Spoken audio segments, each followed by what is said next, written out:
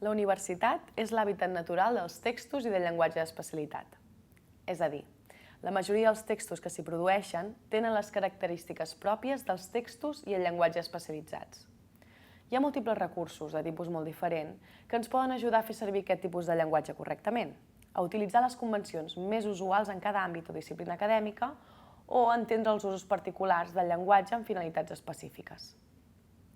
En aquest sentit, els serveis lingüístics i altres centres universitaris dediquen molts esforços a treballar en l'àmbit dels textos i el llenguatge especialitzats creant recursos lingüístics que puguin ajudar al professorat a excel·lir en les seves recerques i a l'alumnat a la seva formació com a futur professional i especialista. Entre les diverses activitats de formació, diferents organismes universitaris organitzen cursos presencials, per exemple, sobre redacció d'articles científics, sobre llenguatge jurídic o sobre la comunicació de la ciència, entre altres. També hi ha cursos virtuals. En aquesta modalitat de formació destaca especialment el recurs Argumenta, creat pels serveis lingüístics de les universitats catalanes. Argumenta és una plataforma que agrupa un seguit de materials didàctics que tenen l'objectiu d'ajudar a produir tota mena de textos orals i escrits formals, propis de l'àmbit universitari i assolir un grau òptim de competència en qualsevol situació comunicativa.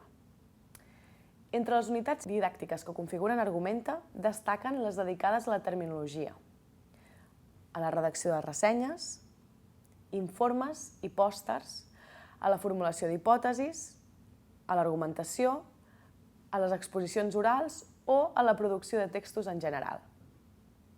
Un altre dels àmbits de treball dels serveis lingüístics és el de la redacció en les disciplines. Cada àrea de coneixement té les seves pròpies convencions, usos lingüístics i recursos, i en aquest sentit els serveis lingüístics estan elaborant guies de redacció de les diferents disciplines acadèmiques universitàries. Aquestes guies contenen apartats sobre les característiques generals de l'escriptura de cada disciplina, consells per elaborar textos efectius, els tipus de textos més habituals de la disciplina en qüestió, i obres i recursos lingüístics d'interès. Com dèiem, cada disciplina o àrea de coneixement té els seus propis costums en relació amb el llenguatge i els textos especialitzats. Un exemple clar d'això són els diferents estils de citació o de referenciació. En els textos especialitzats és freqüent recórrer a idees, opinions, arguments o resultats que altres autors han expressat, abans que nosaltres, en treballs, articles o llibres. Per fer-ho, utilitzen les citacions o referències. Els diferents àmbits de coneixement fan servir estils de citació i referenciació també diferents. Així, per exemple, en psicologia, educació i ciències socials es fa servir l'estil APA. En ciències socials, humanitats, llengua i literatura s'acostuma a utilitzar l'estil MLA. En biomedicina s'opta per l'estil Vancouver. En història, humanitats, ciències socials o art podem trobar l'estil Chicago. En biologia i ciències de la naturalesa, l'estil CSE.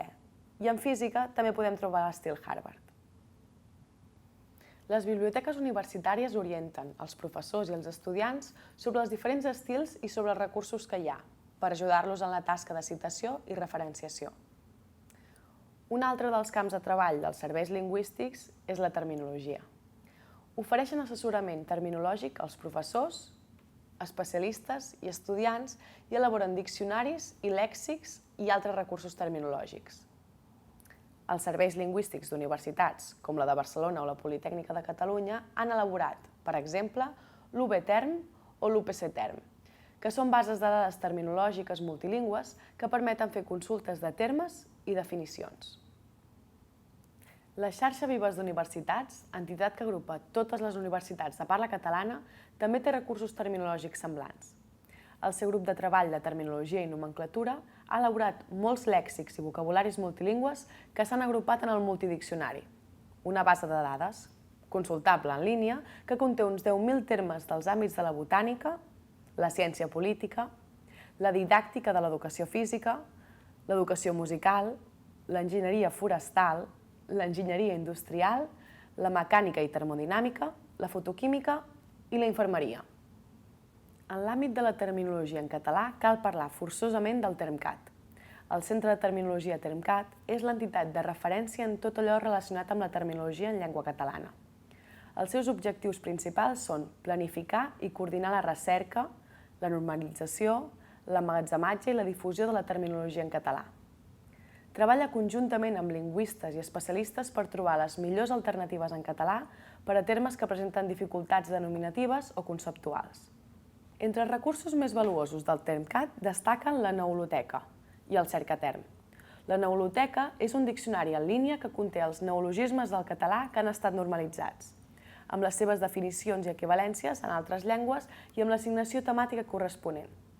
Actualment té uns 10.000 termes dels àmbits de les arts, la ciència, la tècnica, la gastronomia, els esports, etc.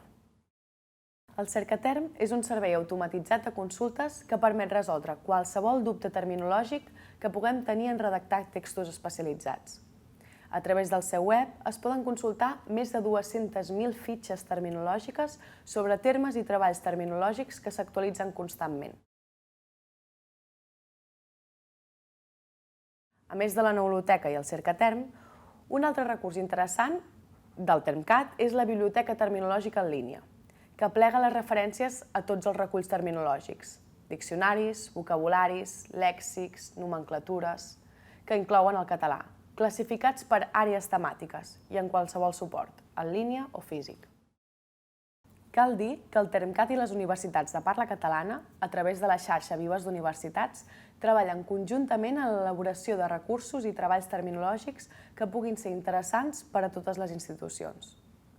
Amb tot això, es pot concloure que, encara que molt sovint el llenguatge especialitzat pugui semblar difícil i obscur, hi ha molts recursos que poden ajudar tant als estudiants com als especialistes a elaborar textos d'especialitat de qualitat. A més de tots aquests recursos, hem de recordar també que els serveis lingüístics universitaris tenen serveis d'assessorament que poden ajudar a resoldre qualsevol dubte en relació amb el llenguatge d'especialitat i la terminologia.